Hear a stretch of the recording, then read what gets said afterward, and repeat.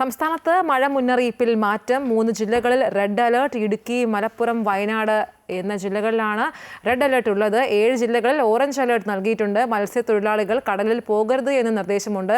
ആതിരയുണ്ട് വിശദാംശങ്ങളുമായി. ആതിര, മഴ മുന്നറിയിപ്പിൽ മാറ്റമുണ്ട് എന്ന് മനസ്സിലാക്കുന്നു. 7 ജില്ലകളിൽ ഓറഞ്ച് അലേർട്ടാണ്. അത് ഏതൊക്കെ ജില്ലകളാണ്? വിശദാംശങ്ങൾ.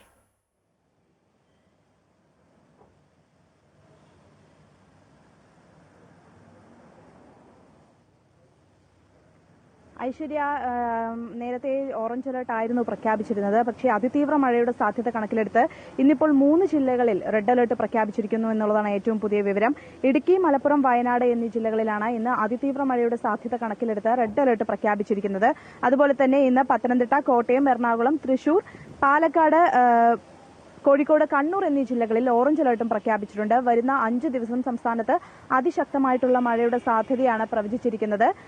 അതേസമയം അടുത്ത 3 മണിക്കൂറിൽ അതീവ്ര മഴയ്ക്കുള്ള സാധ്യത സംസ്ഥാനത്ത് പ്രതീക്ഷിക്കുന്നുണ്ട്. അതുപോലെ തന്നെ മത്സ്യത്തൊഴിലാളികൾക്ക് ജാഗ്രതാ നിർദ്ദേശം നൽകിയിട്ടുണ്ട്. അതിനോടൊപ്പം ഉയർന്ന തിരമാലയ്ക്കുള്ള സാധ്യതയും കണക്കിലെടുത്തുകൊണ്ട് തന്നെ സംസ്ഥാനത്തും അതുപോലെ തന്നെ ഈ തീരദേശ മേഖലയിലുള്ള ജനങ്ങൾക്കും ജാഗ്രതാ നിർദ്ദേശം നൽകിയിട്ടുണ്ട്. തീരദേശവാസികൾ ജാഗ്രത പാലിക്കണമെന്ന നിർദ്ദേശമാണ് നൽകിയിരിക്കുന്നത്.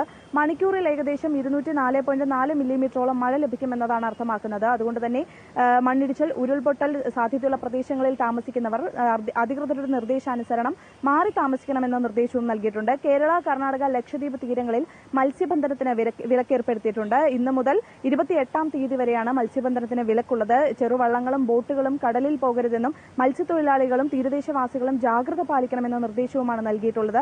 അതുപോലെ തന്നെ പമ്പ, തൊടുപുഴ, ചാലക്കുടി പുഴകളിൽ നദികൾ കരകവിഞ്ഞൊഴുകുന്നതുകൊണ്ട് ഈ നദികളുടെ തീരത്ത് താമസിക്കുന്നവരും ജാഗ്രത പാലിക്കണമെന്നും ആവശ്യമെങ്കിൽ മാറി താമസിക്കണമെന്നുമുള്ള നിർദ്ദേശവും നൽകിയിട്ടുണ്ട്. അതുപോലെ തന്നെ മണിക്കൂറിൽ ഏകദേശം 50 മുതൽ 60 കിലോമീറ്റർ വരെ വേഗതയിൽ കാറ്റ് വീശാനുള്ള സാധ്യതയുണ്ട്. പൊതുജനങ്ങൾ ജാഗ്രത പാലിക്കണമെന്ന നിർദ്ദേശവും അതിനോടൊപ്പം നൽകിയിട്ടുണ്ട്. ബംഗാൾ ഉൾക്കടലിൽ മുകളിലായി ന്യൂനമർദ്ദം രൂപപ്പെട്ടതിനെ തുടർന്നാണ് നിലവിൽ ഇപ്പോൾ 3 ജില്ലകളിൽ റെഡ് അലർട്ട് നൽകിയിരിക്കുന്നത്. വരും ദിവസങ്ങളിലും ശക്തമായ മഴ തുടരാനാണ് സാഹചര്യം എന്നതാണ് കാലാവസ്ഥാ നിരീക്ഷണ കേന്ദ്രത്തിന്റെ വിലയിരുത്തൽ.